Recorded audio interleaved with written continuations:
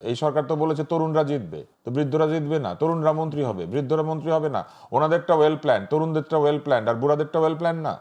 ৬ বছর ধরে তাহলে করছিটা কি তাহলে রাজনীতি? বুড়ারা যে মানে টু বি ভেরি ফ্র্যাঙ্ক, বুড়ারা যে একসাথে বসে সংস্কার করলো, বুড়াদের সংস্কার ঠিক আছে? বিনা প্রতিদ্বন্দ্বিতা একজন বিরাট নেতা নির্বাচিত হতে পারেন না, তার বিরুদ্ধে কেউ দাঁড়াইলো না, তাকে সম্মান করলো, অনার করলো। না ভোট সব জায়গায় থাকা দরকার হতে ছিল, পারে না, আমরা না মনে ভোট করি। থাকবে সকল প্রার্থীর বিরুদ্ধেই। Correct. আমার যদি কোনো প্রার্থী পছন্দ না হয়, আমি বলে দিব যে এইসব প্রার্থীর একটা আমার পছন্দ না, আমি না দিলাম। কিন্তু সেটা ওনারা রাখেন নাই। না ভোটের যেটা মেইন স্পিরিট, সেটা ওনারা নষ্ট করে দিয়েছেন। ওনারা কাউকে বিনা প্রতিদ্বন্দ্বিতায় জিততে দিবেন না, কেননা তাদের কাছে বেঞ্চমার্ক হচ্ছে আওয়ামী লীগের নির্বাচন, যেখানে ১৫৩ জন বিনা প্রতিদ্বন্দ্বিতায় নির্বাচিত হয়ে গেছিল।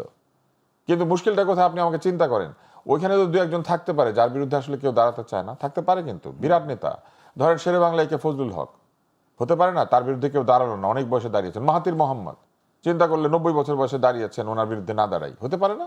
আবার বেগম জিয়ার বিরুদ্ধেও তো অনেকে দাঁড়াতে চাননি। আমি ওনার নাম নাইবা বললাম কারণ ওই যে আমি বললাম যে এইটাই আমাদেরকে মনে রাখতে হবে যে আমরা কোনো দলের নাম উল্লেখ করতে পারবো না, এইটুকু হচ্ছে নিরপেক্ষতা। সেই নিরপেক্ষতা তো হারিয়েছে এই সরকার। এই সরকার তো বলেছে তরুণরা জিতবে, তো বৃদ্ধরা জিতবে না, তরুণরা মন্ত্রী হবে, বৃদ্ধরা মন্ত্রী হবে না। ওনাদেরটা ওয়েল প্ল্যান, তরুণদেরটা ওয়েল প্ল্যান, আর বুড়াদেরটা ওয়েল প্ল্যান না। ৬ বছর ধরে তাহলে করছিটা কি তাহলে রাজনীতি? বুড়ারা যে মানে টু বি ভেরি ফ্র্যাঙ্ক, বুড়ারা যে একসাথে বসে সংস্কার করলো, বুড়াদের সংস্কার ঠিক আছে? ল্যাঙ্গুয়েজটা আমি ইচ্ছা করে এইভাবে বললাম। এটাই তো সেই ভাষা, যেই ভাষা গত ১৫ মাস ধরে আমরা শুনছি। ওই ভাষা আমার মুখে আপনি শুনতে রাজি হবেন? ওই ভাষা ওয়েল প্ল্যান?